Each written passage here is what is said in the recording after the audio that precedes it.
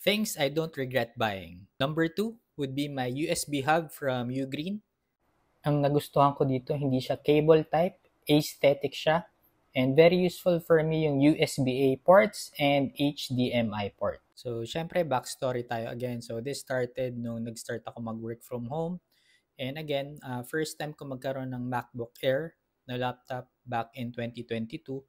And during that time, coming from a Windows laptop na hiniram, Windows desktop, so ports talaga yung need natin kasi yung MacBook Air na meron tayo, dalawang Type-C port and MagSafe lang yung meron siya for charging. And before, sanay ako may flash drive and external hard drive.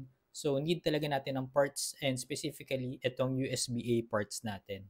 So, ang solution talaga doon ay mga USB hub and meron dyan marami mga cable type. And ang nagustuhan ko dito sa ating Ugreen ay hindi siya cable type and very aesthetic siya. So kapag kinabit natin sa ating MacBook, ang ganda niya tignan. Plus yung color niya, color gray, so bagay sa ating MacBook.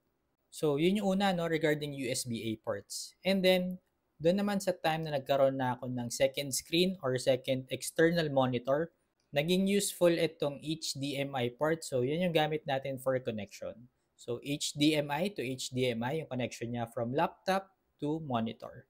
So for me guys, naging very useful yung ports nito.